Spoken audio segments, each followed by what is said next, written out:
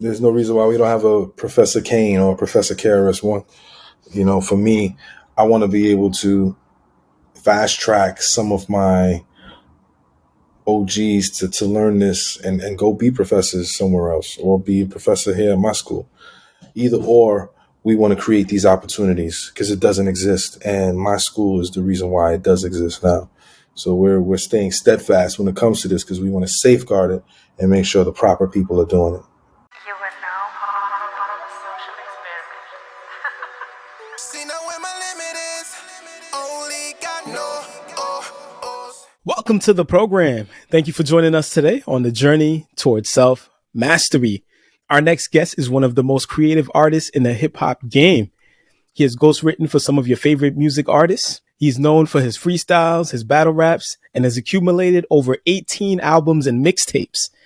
He's on the cover of Double XL magazine of the freshman class of 2009. He's collaborated with Kendrick Lamar, Drake, John Legend, Styles P, Lupe Fiasco, Africa Bambaataa, and many more. His marketing firm, GFC New York, has marketed for Nipsey Hussle, Big Crit, A$AP Rocky, and more. He's one of the first artists to release a new song every week for 17 weeks in a row. He's the founder and president of the first ever hip hop academy called Pendulum Ink Academy that allows aspiring artists to learn the ins and outs of the hip hop game from some of the best lyricists in the game like Inspector Deck, Method Man, Bun B, Cyrock, Corey Guns, Twista, Sky Zoo, Master Ace, and many, many more. Let's welcome today Mr. Mickey FactZ to the program. What's going on, everybody? It's Mickey. How's everybody doing? Yes, sir, man. Yo, it's a pleasure to have you on the program. We were just having a quick convo before the interview, but I was saying like I'm really upset with myself that I didn't know about your work before, but I stumbled on a magazine article just about the work that you're doing with Pendulum Ink, and I'm like, I got to have this dude on. And then from there, I'm like, yo, this dude is freestyling on Flex. And now I go back even more. I'm like 18 albums and mixtapes, like, and you've done some serious work, man. And I've been kind of going through everything, your discography and everything, and salute you to, excellence and doing your thing, man. Because doing that for so long and at a high level is amazing, man. I appreciate that. Thank you so much for those words, brother. Yes, sir. Yes, sir. So before we get started, man, I was checking out the Earn Your Leisure interview and a couple other interviews where you started with some rhymes in the beginning. So I'm like, you know what? We might have to have him do something maybe on Black excellence a little bit, which is the what's at the forefront of our program. So I don't know if you got anything in the deck of cards on Black excellence. Yeah, man. What if cocaine was black and the wintertime was the same way as that? Slaves picking cotton looking like shaded mat, and the color of a sheep and a raven matched. Coconut open look black instead of white.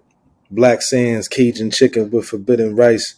Polar bears are dark charcoal, lily like Haagen-Dazs made a chocolate flavor called vanilla ice. Even mini dice, shadows seen in the night. Cows give caramel if you milk them right. Black clouds giving light. Now this is bright. If you scratch your hair, you would even see peppered lice. Jesus isn't white. That man isn't Christ. He looked like a family member that's in my life. Black is beautiful, black is beautiful, black is beautiful. Had to say it 3 times now. Black is beautiful. Dope, man. I appreciate that, man. Appreciate that. So yeah, man, I just want to start off with the name real quick, man. Mickey FactZ. So what does that name mean to you, man? How'd you get the name? One day I was watching Natural Born Killers with a friend of mine. We were supposed to be a rap group. It was a male-female rap group called, it was supposed to be Mickey and Mallory. And I ain't never really watched Natural Born Killers, so we watched it, and I was like, yo, man, I like this Mickey name. I want to be called Mickey. And she was like, all right, I'll be Mallory. She ended up retiring from making music, and I kept the name Mickey. And then I was like, you know what, I just want to rap facts. Rap about facts in my life and facts in people's lives. So that's where the facts came from, and I spell it with a Z for the fashion. You know what I mean? Yes, sir. Yes, sir. All right, so that's the origin of the name. Now let's go into your own origin, man. Let's go into the superhero comic book story. I know you into the comics, man. So you grew up in the Bronx, the Boogie Down. So what was that experience like growing up? I know you've mentioned that from the womb, your pops was like rapping to you. So music was a huge part of your life, you know, from the womb on. So can you talk about that? Like that whole experience growing up in the Bronx and it being infused into music and everything? Yeah. I mean, my pops used to rhyme to me while I was in the womb, like you just said. I don't remember any of it, but that was the story that was told to me, so I got to run with it. And then, growing up in the Bronx was like any other kid growing up in the late 80s, early 90s, blockbuster videos, Family Matters, Saved by the Bell, colorful clothes, Fresh Prince, Wu-Tang, Biggie. We kind of, did all of those fun things and went to school, came home, watched the box, watched MTV Raps, BET Jams, Rap City, all of that. That was what life was about. Source Magazine, Walkmans, 5 mics, all of that stuff. That was my life. You know what I mean? Got you. And then you went to Stevenson High School, man, which is pretty well known high school. You mentioned that you was pretty cool with Remy Ma in high school, and then you was, starting to get into the whole rap thing. So can you share with us some of your experiences at Stevenson? Yeah, I mean, Stevenson High School is, Bronx, New York. We had people coming from other schools to rhyme with us, cutting class, going to the lunchroom, rhyming all day long.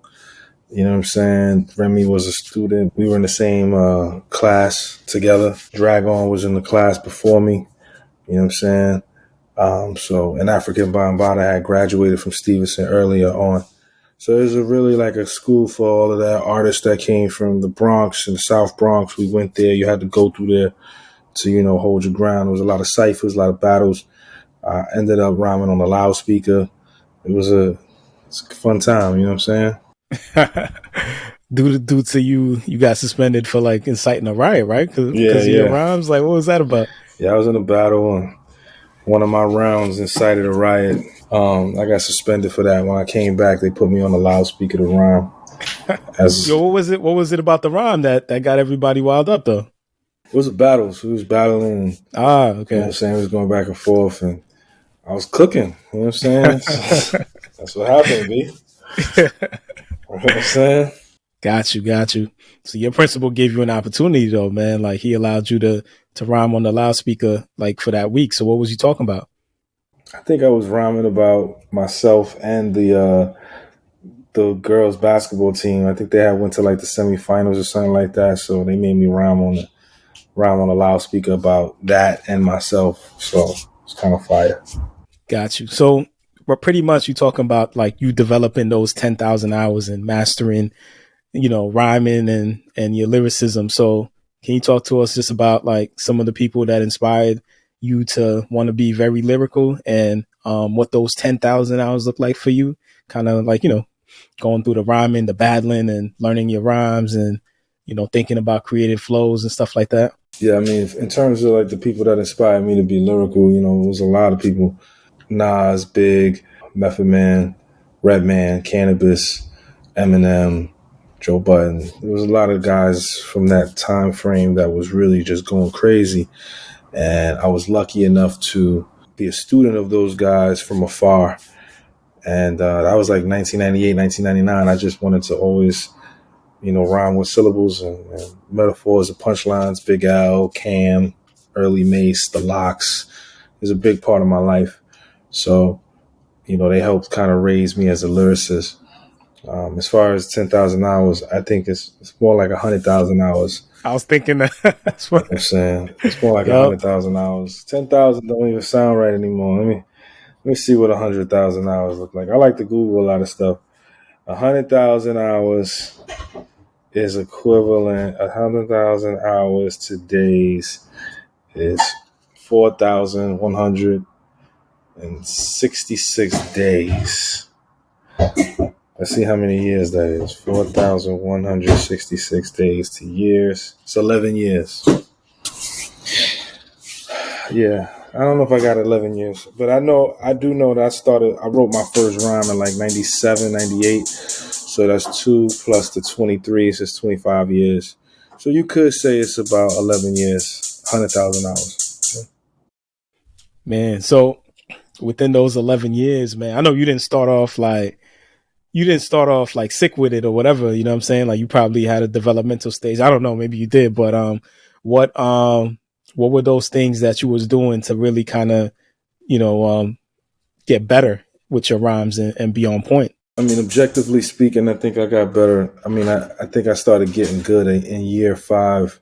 So from 98 to like 2003, I was just kind of I was honing my skills. I think 2003 is when I finally kind of got it. And then I understood what it was and is that I was doing. So, yeah, I would say after the first 5 years is when I started to get really good. Got it, got it. Was there anything that told you like, yo, I'm the man right now, like in terms of experiences and like, yo, I've mastered this art craft of lyricism, like this is it. Yeah. I mean, I'm 25 years in. This is my grandmaster year. You know what I'm saying? I'm a grandmaster low key. Because I can write a verse 10, 15 minutes. You know, I put out a lot of projects. I've worked with pretty much everybody I've wanted to work with. So, you know, I think I'm kind of good where I'm at with it when it comes to it. I'm a grandmaster. Yes, sir. And just the usually when I look at MCs, like, you know, they stick to like what they're comfortable rapping about and they stay in their lane, man. But just looking at your discography, man, you've gone in every single lane possible, man. Like, and you've talked about everything, man. Like talking about the letter A, you know, financial literacy, entrepreneurship, you know, love, like whatever you know, your son, that Hue album, like, which is a great album. Definitely want to talk about that. But I'm just like really amazed by, you know, your versatility, man. And when you talk about like mastering your craft, like to be able to rhyme about anything is like, that's when you know you got it, man. So salute to you, man. Thank you. I appreciate that. It took a lot to, not just rhyme about what's happening in the streets, but to do all of those things that you talked about. Like I've touched every subject and genre and topic and done it masterfully. So, it's a lot of work. Yes, sir. So going back into your story, man, after high school, you went into law school, man. What inspired that decision, man? And why'd you leave? So I was at a law firm in the mailroom for a long time. And then I went to NYU and got my paralegal certificate. And then I was working as a paralegal at the law firm. And then I went to school at NYU in undergrad to complete so I can get and take the bar and go to law school. I never went to law school. I just went to NYU and studied law, but I never went to law school. That's wrong on my Wikipedia. I dropped out because I wanted to rap. So before that, rap was like a hobby. Like what told you like, yo, I could do this for money. I could make a living off of this. I didn't know how to make a living off of it. My A&R at the time was like, yo, if you're going to do this for real, you need to drop out. You need to quit your job and drop out. And I said, okay. On top of me not, going to school and seeing the first bill that came in, it didn't make sense to me. So I said, no, I'm not doing this. I'm not giving these people all of this money to make $40,000, $50,000 a year. Nope, not going to be me. So it's a smart move for me. So you drop out and then you working through like the internet before really any artist kind of knew about how to make money from the internet or get recognition from the internet. So what was it about the internet that intrigued you and wanted you to get into that space? And how did you know all these things prior to everybody else getting on it? I couldn't get on the mixtape DJs. Like none of the mixtape DJs wanted to put me on their tapes. So it was tough for me to go in that world because they didn't want me in the world. So the only world that I could go to was the internet, where I already had a fan base. And the fan base was from MySpace. You know what I'm saying? And my first paying show was in China. messing with the internet. So the internet is always going to be a space for me to make my money and take care of myself and my family.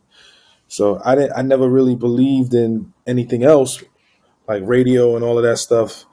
It didn't really matter to me because I knew where my worth was at as an artist. It was on the internet. Now, you was like on the grind, man, with the internet and just different things that you had going on. So can you share with us just, you after that point in time where you decided like, yo, I'm gonna be a full-time artist and, some of the things that you were getting into and how you were making your money? I didn't make money for the first 2 years. First 2 years, I was living off of an income tax check and some money that I had saved up. I had like 10 grand when I quit school in April 2007. That lasted me for about, and it was brutal. I did a lot of shows for free. I put out music for free. I didn't make any money. It wasn't no money to be made, because we were giving music away for free. And I was still in the chitlin circuit, so I was just doing shows for free, getting clothes for free, eating for free. Like that was what it was until I started making money in 2009. So in 2009, what was it that was, bringing in the bills, paying the bills pretty much? The first big check I got was the Honda commercial check. That was my big check. And then I started getting money every week. And then the XXL magazine cover came out and I started doing shows. I was doing a lot of shows. So I was performing all the time. I was getting music checks. Then I was on like video games. So that was the year. Like I went from like making no money. That year I made like $250,000. First year as a rapper. Wow. Okay. So what about that Honda commercial really allowed you to get into that space? And then what about like the video games and stuff like that got you those kind of deals and things? Because you say you were online and everything, so they were checking out your work online and they were basing those deals off of that. Nah, I went to a audition for the Honda commercial, and they picked me. Thank God they picked me because I needed the money. And as far as the shows, I had a booking agent at that point because I was on the cover of the XXL. Pharrell had co-signed me from the Glow in the Dark tour. So I was able to, I was performing all over the country at that point. New York, DC, South by Southwest in Texas, Miami. I was in Oakland and San Francisco a lot. I was in LA performing, London, Japan. I just kind of went everywhere. It was a beautiful thing. All right, so things going good money wise, and then I think you went on tour with Lupe for a little bit, and you connected with Lupe. Yeah, and after, go ahead. Yeah, I connected with him in like 2013. Mm-hmm. And then after that tour, you like, yo, I'm not doing rap no more. Like, what went into that decision, and what brought you back? Yeah, I lost a lot of money. I lost like 90 grand that year, just not working. Like I thought I could live off 90 grand for the rest of my life. It was a foolish decision. And that 90 grand dwindled all the way down to 414 after my Lupe tour that I went on. And I was a little messed up, if I'm being honest. I tried to quit, but at that point, I hadn't been working for like 6-7 years. So I couldn't even get a job. This is 2014. I applied for jobs, but I didn't have no work history in 7 years. So I couldn't get a job. So I just had to come back to rap. And it's been 9 years since then, and I'm up now. As you can see, I'm doing my thing. Yes, sir. That's amazing, man. So part of those years is kind of like the work that you're doing now with Pendulum Ink and everything. So what exactly inspired Pendulum Ink? Because I know in a previous interview you mentioned that you actually hit up Masterclass, right? So you talk to us about that? Yeah, I hit them up, trying to teach lyricism, and they told me no. And it was the best decision that they ever said to me because it made me start this. Me doing Masterclass, it would have just been for clout. You know what I mean? It would have been quick. The real work is here with this right here, this pendulum. This is the real work. And I thought so what did they say? What Masterclass said? Basically said, don't call us, we'll call you. That's basically what they said. I said, all right, bet. Let me do what I do. And it's the best decision I ever made. Yeah, that's I kind of relate because I've been in those type of positions before where you want an opportunity but it don't come, man. So you create one, man. So that's amazing. How did it go from Pendulum Ink from an idea to what we got now? Just constant work. I didn't want to wait. I didn't want to wait. Like, people always have ideas and they don't put it together. I put it together the moment I had the idea. I was like, this is what I'm going to do. This is what I'm going to do. And I'm going to execute this, and I'm going to launch this, and I'm going to build it as we go, because I didn't want to wait and take time to launch this. I wanted to get this thing going ASAP. And I'm glad I did it that way. Got it. So for those that just don't know anything about Pendulum Ink, who's Pendulum Ink designed for? What's his purpose? And what are you trying to do with it? Pendulum Ink is designed for artists, poets, and songwriters to be better at what it is that they do with writing, building a community for people to express themselves and get better lyrically, delivery-wise, and from a mental health space. For me, it's important that we give MCs the tools to be better from a business standpoint and an artistic standpoint, and help them be nicer at what it is that they're doing. You know what I mean? Yes, sir. Yes, sir. So what exactly, are you offering, students that enroll and everything? What they looking at? If you enroll in year 2, because last year was different. Year 2, you get 15 courses, right? You get a chance to take 9 electives and 1 core class, along with a mental health class and a songwriting class.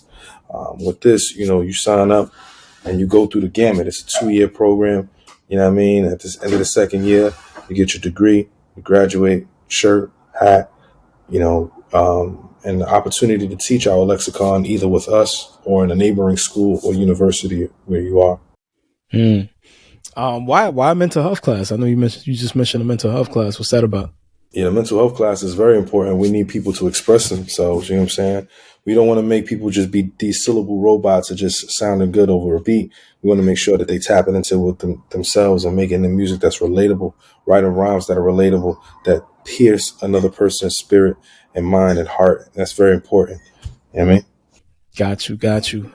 So you have like 50 rap techniques that are copyrighted, correct? As a 35. So you have 35 rap techniques that are copyrighted. What was the importance of those techniques being copyrighted? And then if you could share some of them with us, because a lot of times I feel like as a listener, when you listen to hip hop, when you listen to rap, you're not really thinking about the technique. I guess as somebody who's writing and who's producing the content, you're looking at all of that. But as listeners, you're just listening to flow, you're listening to lyrical content and things like that, but you're not really paying attention to technique. So, why was those things important? And can you share some of them with us? Yeah, so I'm not sharing anything with anybody because you got to sign up to the school. That's the first and foremost thing. Sign up to the school. You can get everything you want to get. But what I will say is the reason why we copyrighted and trademarked 35 of these techniques is because we wanted to make sure people understood that this came from us.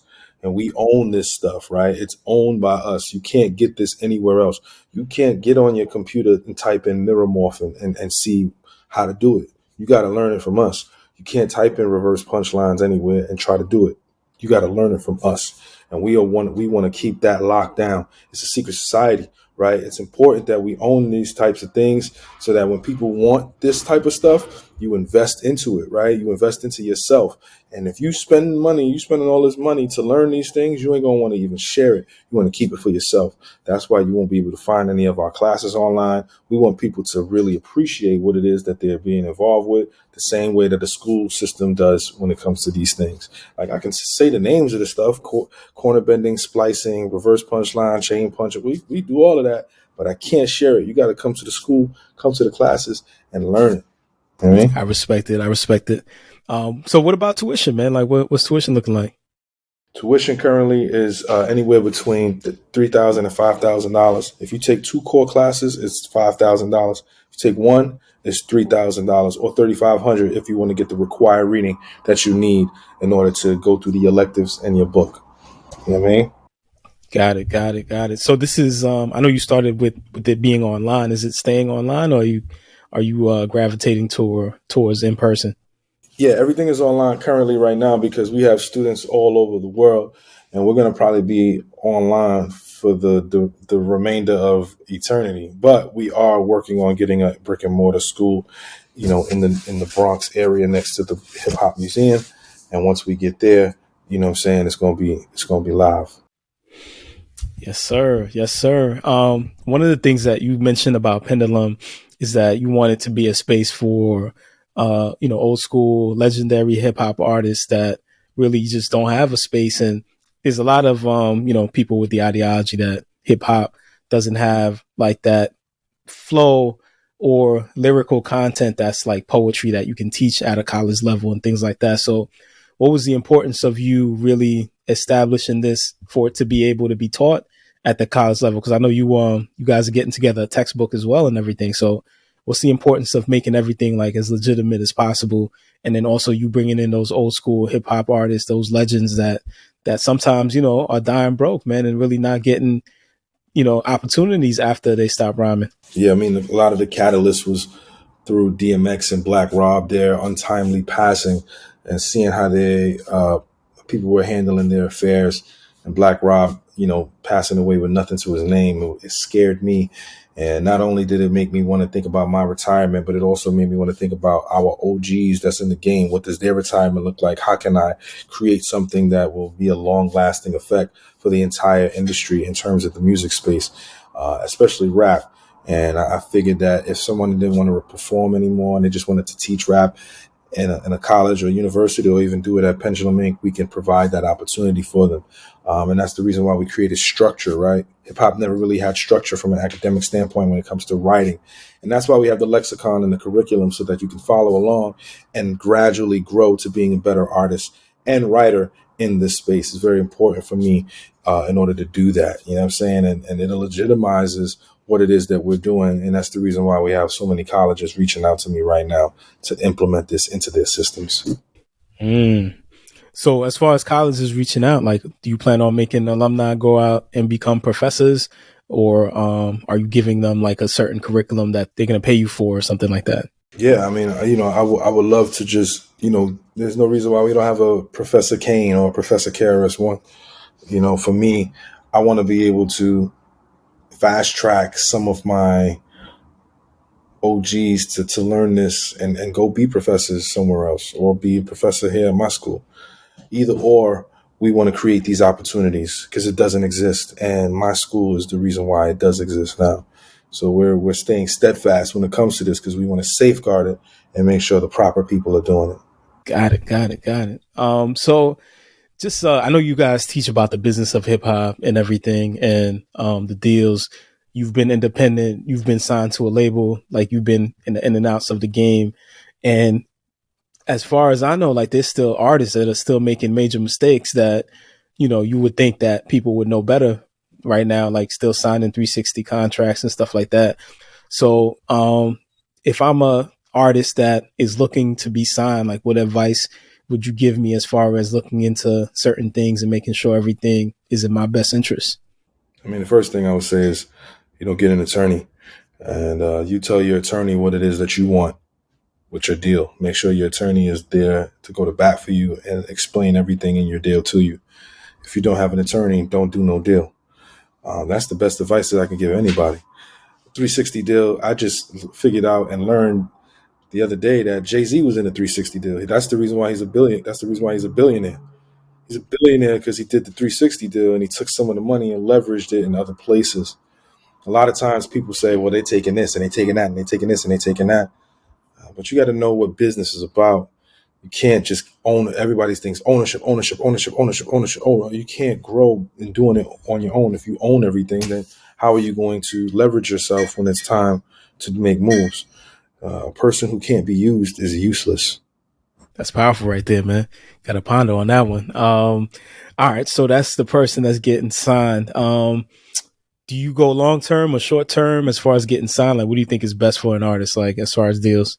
It depends, right? There's some artists that are thriving off of, being independent. And then there are artists that are thriving off of a record deal. Like, you look at somebody like Drake, he's up and he's one of the more popular artists of this generation. Then you look at somebody like Tech Nine, and they Kansas City Chiefs reached out to him after they won the Super Bowl to do the headlining of their performance in front of the entire city of Kansas City. Kanye went to the Kansas City space to do a show. He had sold like I think 3,000-4,000 tickets. They brought in Tech Nine and he sold out the arena. So it depends on what the artist wants, and it's up to them how much work they want to put in. When you go independent, you got to do all of the work. If you want somebody else to do the work and you focus on the music, getting a record deal might be the best bet for you. Mm. So what advice would you have for the independent artists? I know you just said they're doing all the work as far as how to go about things so that they ain't going crazy, man. Like they got to handle everything, Yeah, it's a lot of investing. It takes money to make money. And if you're an independent artist, you got to be consistent and constant and make sure you tap in with your support system. That's the only way you're going to make it in this space. Okay. All right. I don't want you to give us too many secrets, but for people, young people that's starting out and trying to improve their lyrical content, trying to improve their writing and their creativity and things like that, what are some basic things that, they could do to someday be in the spaces of, Mickey FactZ and rhyming and doing, things at a high level, at a mastery level? I mean, this is, it's constant writing, constant practice, it's constant, critique, it's constant learning. You got to it's just never ending. I haven't written a rhyme in a while, but when I was writing every day, man. And that's what it takes. It takes writing every day in order to get to that next level. And if you can't do that, then this is not the game for you. You know what I mean? If you ain't going to spend the money to be who you want to be, then go be a barber. Go be a go be a mechanic. You know what I'm saying? Ain't nothing wrong with barbers and mechanics, but I got you. Nah, but you understand where I'm coming from. Yes, though. sir. Yes, sir. So for you, is it like something that you'd like to do like personally yourself in order to master some of these things because when somebody looks at the work that you do, man, they're like, yo, this dude is hitting up every single space in terms of how he's rhyming. He's doing things in different cadences and just the lyrical flow, the delivery, what he's saying, all that stuff.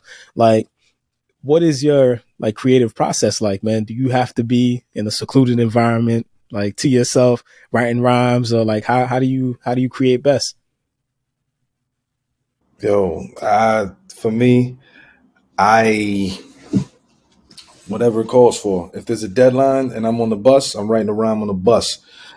If it's a deadline and I'm on the plane, I'm writing a rhyme on the plane. If I'm in the studio, if somebody call me right now, yo, I need a verse at 10:30. Yo, I'm gonna get the verse done as soon as this interview is done. Inspiration doesn't hit me anymore like it used to in the past. It's about getting the job done at this point for me. I'm like an assassin with it. Got you. Lyrical assassin. All right. So you just had your first graduation at Pendulum Ink, man. So walk Yes, us sir. through that, man. What was that experience like, man? Seeing something that you had in your head just become a reality and having an impact on some of your students and, putting everything together, man. Yeah, the graduation was a dream child of mine. You know what I'm saying? At first, it was just have Bun B, hand you your degree, shake your hand, and then you walk off. Then it turned into, we had people flying in from India, South Africa, Greece, Lebanon, Mexico. We couldn't just have them just do that one day. So it's like, let's do an in-person class the day before. So we did the in-person class the day before. Then I was like, let's go to an NBA game. So we went to the NBA game on that Friday. And then people started hearing about what we were doing. Next thing you know, we got a performance space for people to perform at. So we just created a whole weekend for my students. So they were able to perform, get some in-person jewels and classes with Grip from Shady Records, Antonio Reed Jr., music business manager, had a quarter in hip hop, recording them, freestyling, testimonials. They got fed every day. Sky Zoo did the catering on the class joint. We had the performance space where they serve food. They got food at the NBA game, and they had lamb chops, chicken, and waffles at the graduation. You know what I'm saying? So we show love to the community. You heard? Yes, sir. Yeah, that's amazing, man. You guys are really, really doing it with that. So where do you see Pendulum Ink going, man? Like what's up next, man? I feel like there's not that many people in this space. You know what I'm saying? I'm glad it was us that kind of came out with this idea? Because I know you mentioned if it wasn't us, it would have been somebody else. And I could definitely see that because hip hop has become just a global sensation. And, I know Lupe is teaching in colleges, and some of the artists are now teaching in colleges and doing different things. Somebody was going to step up on this, man. So I'm glad it was you, man. But there's so much that can be done with this. So what do you envision? What do you see in the future? Yeah, I mean, I got my textbook dropping this year. I also got my app dropping this year for people that want to learn more in that space. Getting people jobs, teaching what we got, getting a brick and mortar at some point, and continuing to get bigger artists to come and teach from Nas, Jay-Z, Eminem. That's next. You know what I mean?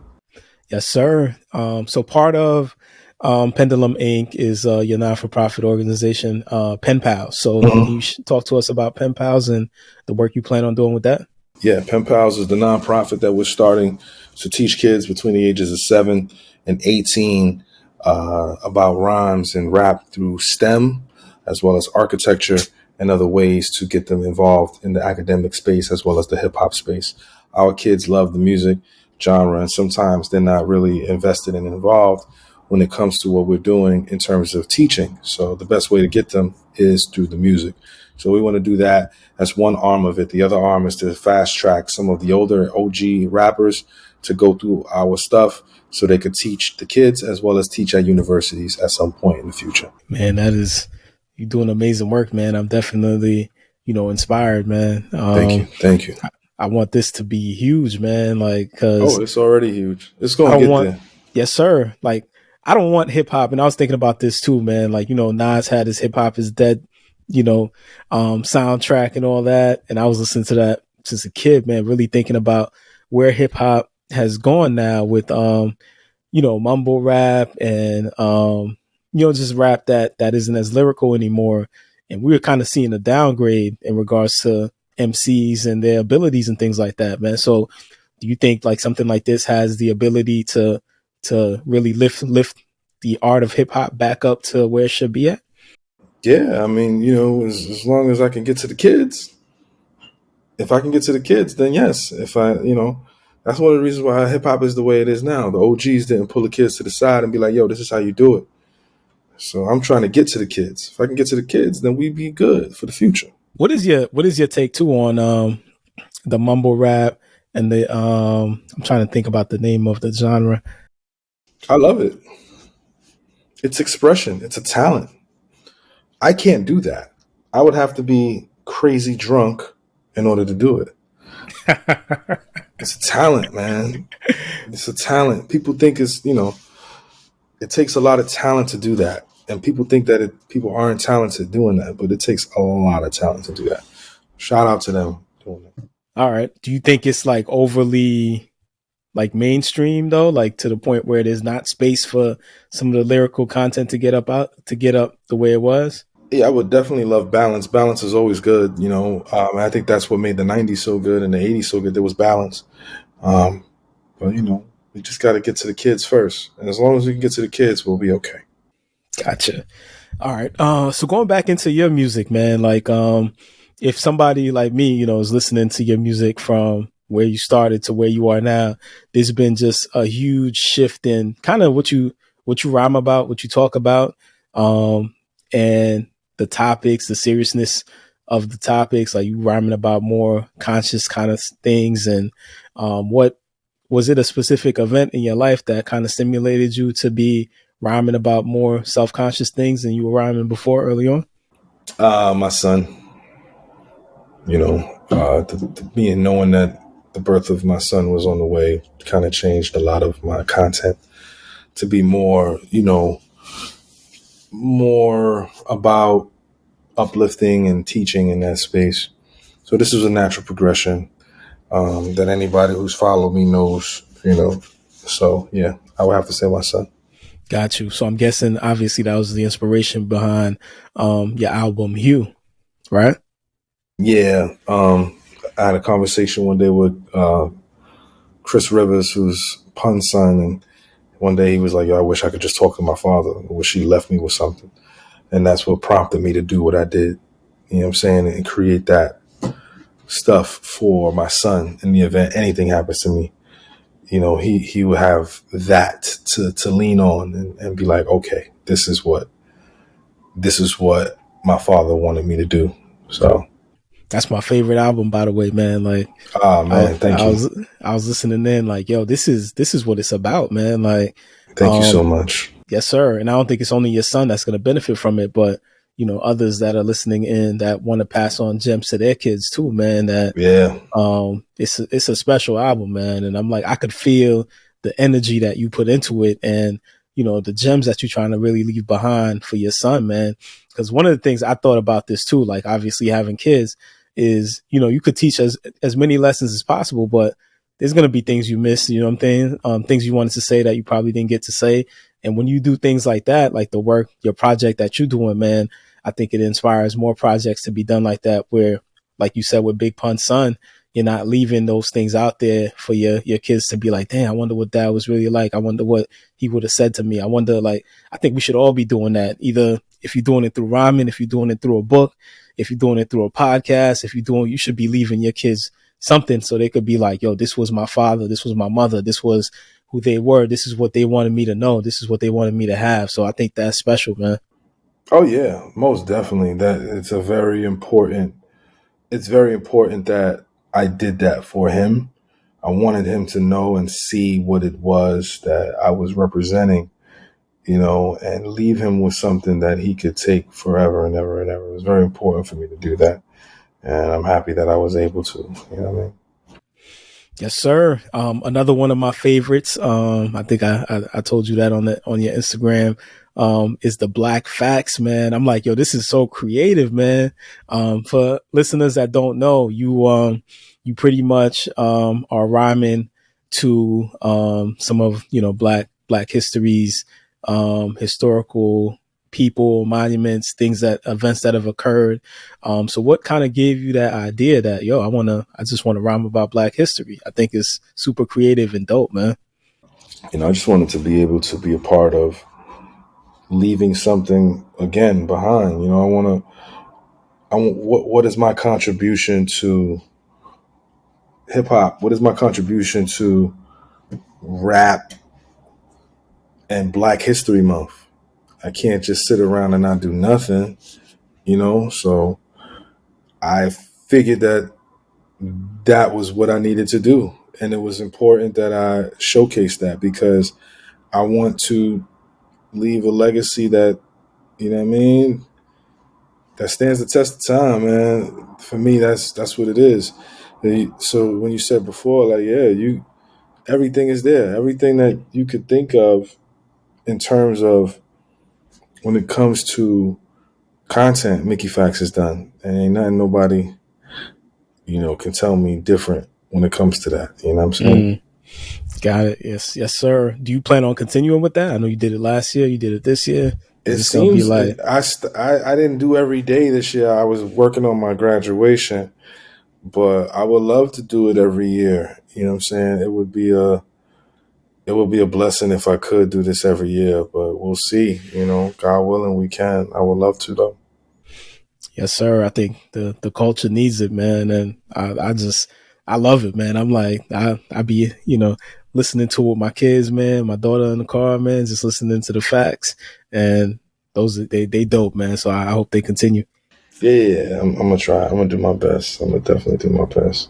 Yes, sir. So before we close out, man, I want to get into a quick little activity here called "What's Your Favorite?" Identifying a few of your favorite things. You can elaborate if you want, or you can keep it short and sweet. Favorite freestyle you've ever done? That would probably have to be on Sway when I rapped about comic books. Oh, man. Yeah. All right. Speaking of comic books, favorite comic book character? Spider-Man. Got you. Favorite moment in Black history? Favorite moment in Black history is me starting the school for hip hop and lyricism. I like that. Yeah. All right. Favorite Black history rhyme that you did? Oh, man. It would probably have to be Tom Shepard. When I did on Tom Shepard, I know it's like, that's Black history. It was like, man, listen. Yeah, that's my favorite one so far. Why is that? because he reposted it. That's one. And two, it was over a beat and it was just fire. It was just fire. I loved it. I listened to that the most. That's the one I listened to more than anything. You know I got you. Favorite collab you ever done? Favorite collab I ever did was probably with Styles P. Styles P, okay. Favorite album? Favorite album is tough, man. It'll probably be a gospel album, probably John P. Key, Not Guilty. Okay. Favorite album you've done? Favorite album I've done probably right now will probably be Mouse 2. Mouse 2. It's not out yet. I was just thinking, I'm like, I know I ran into the first one, which is like another one, man, super creative. I'm like, yo, how does this dude think about these things, man? Like, yeah, Mouse 2 is crazy. Mouse 2 is crazy, yeah. When's that coming out? Hopefully the end of this year. We'll see. Dope. Favorite style of hip hop to perform? Electronic music. Okay, all right. Favorite place you ever performed at? Japan. Word, okay. What about Japan? What was it about Japan? They had everything early. Everything you could think of that we got now, they had it 5 years in advance. So I would say Japan. Dope. Favorite event that you've been a part of? Pendulum Ink graduation. Okay, all right. Favorite method of making money as an artist? Speaking engagements. Right now for me is the best. All right. I know you was a trendsetter, man. Favorite trend that you started? Skinny jeans and Supras. All right. So I know people like skinny jeans and Supras. He didn't start that, man. Like, can you talk about that for those who are like, what's this dude talking about? Everybody was baggy before I came on the scene.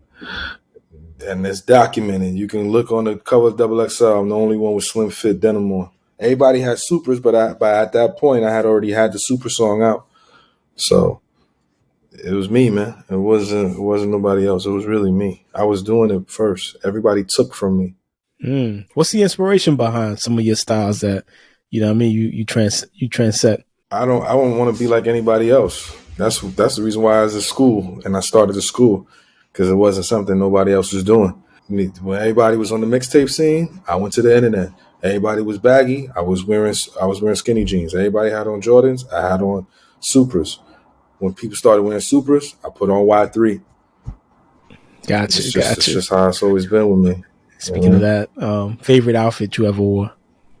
That's impossible. I can't. I don't know that one. That's impossible. Favorite sneaker? Y3. Y3. That's a part of Adidas, right? Yeah. Okay. All right.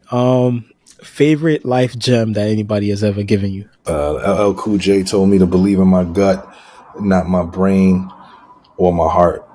If you think with your brain, you're too cerebral. Something goes wrong, you think about it forever. You think with your heart, too emotional. Something goes wrong, you'll be emotional about it forever. You think with your gut, you can live with your decision. Ooh, man. I feel like you got to write that down, man. That gotta be like That's right here. Well, it's actually here in my spirit. It's in my gut. You know that gotta be the intro to the textbook, man. That's dope. We got Big Daddy Kane for that. He already did it. So dope. Yes, sir. That's amazing, man. You know, I gotta ask you about the lyricists, man. So who's your Mount Rushmore of top lyricists that are alive? Black Thought, Lupe Fiasco, Elzai, Fonte. Okay, all right. Favorite freestyle that you've heard other than your own? Cannabis on Clue. Speaking frequencies, dogs I have trouble hearing. Okay, all right. And favorite person that you would like to sit down and chat with that are alive? Probably my aunt who passed away in the year 2000. She's probably the person I would want to speak to the most out of everybody. All right. Any particular reason? It's been about 23 years I haven't spoken to her. Miss her. You know what I'm saying? I feel you. All right. So getting back into your work and your legacy, man. Obviously the work that you're doing is going to be something that is going to be in the textbooks and I think in the history textbooks, and something that has never been done before. So with your work that you're doing, Pendulum Ink, with your music and you as an artist, you as a family man, what is the legacy that you want to leave behind, man, when we read into Black History facts about Mickey FactZ? You know what I'm saying? And maybe an artist is rapping about Mickey FactZ. What is it? What you want him to definitely mention in that rhyme? I mean, trendsetter, man. 18 albums worth of work, 3 battles, got a school, commercials, collaborations and deals with different brands. I'm in video games. I'm in movies. I'm on TV shows. Everything that you could think of, Mickey FactZ is pretty much done. Won a Grammy last year. Like, this is, the work speaks for itself. I think the legacy is also there. So if I'm gone, just constantly tell my family, my wife and my son, how incredible I was if I ain't here. You know what I mean? Dope. And can you share about the Grammy, like what the Grammy was for? Yeah, I co-wrote on Jail with Kanye. Okay. That's dope, man. All right. I didn't get a chance to ask you about battle rap, man. I'm sorry. Yeah, I left that one out because you was one of the beginning folks with the Murder Mooks and the Loaded Luxes and the Jins and everybody that was going out there and getting into the battle rap scene, man. So before we close out, man, can you talk about just being a part of the evolution of battle rap? And before then, like, people was battle rapping to get record deals, man. Like, Jin was on 106 in Park every week. You know what I mean? The goal was to get a record deal. Now I'm watching these battles like on YouTube and there's like 1 million views, 2 million views. And these artists are getting money from this thing, man, that y'all all started. So can you share like with us just from that beginning standpoint to where it is now with the battle rap, what your thoughts are? Yeah, I was like an unsung hero. I wasn't on any DVDs or anything like that. I was just in the streets with it with everybody else. So people knew of me, but I didn't really get any notoriety from it. I got to give credit to those who got the notoriety from it and the shine from it and put the work in from that standpoint. I just jumped back in because people wanted me to jump back in. A salute to all of the people that did do it and did push the culture forward, the community forward in that space. And I'm happy that I was able to contribute to it when it was time for me to. Yes, sir. Yes, sir. Man, it's been a pleasure talking to you, man. Man, it means the world to me. Thank you so much, man. Shout out to my guy, MasterMine, Mr.G in the building. Yes, sir. Yes, sir. We got to hook you up with a MasterMine hoodie, man, for sure, man. That'll be fire. I love gold. Yes, sir. Yeah, man. Can you, before we leave out, man, can you leave us with your favorite quote and what it means to you? Favorite quote: "Long live lyricism." That's my favorite quote. That's mine right there. I trademarked that. Long live lyricism. That's my favorite quote. Yes, sir. It's time I start, celebrating me and the things that I do. So long live lyricism. You know what I mean? Yeah, I love that, man. And I think that that's going to be, something that artists are going to have to live up to. You know what I mean? That's that lyricism part that, bringing back the hip hop, what you're doing with the music and just everything, man. I feel like your work is so special, man. I'm really happy that I got a chance to speak with you, man, because the work you're doing for the culture is going to be different, man, because in a lot of these spaces, man, when you look at jazz, when you look at rock and roll, when you look at a lot of these things that we started, man, we don't end up monetizing from it in the end or benefiting from it in the end. And sometimes we get forgotten about, like, you know what I'm saying? Like, this was black, like, you know what I mean? So things like Pendulum Ink is what maintains the culture and what maintains it from being us and allows us to monetize from it and to continue the legacy of it. You know what I'm saying? So I think what you're doing is super duper special and dope, man. Thank you so much, man. It means so much to me. I appreciate that, bro. Thank you. Thank you for real. Yes, sir. Listeners, please support Pendulum Ink. Support Mickey FactZ, man. If you haven't heard Mickey FactZ and any of those albums that he's done, anything that he's produced, man, you are in for a treat.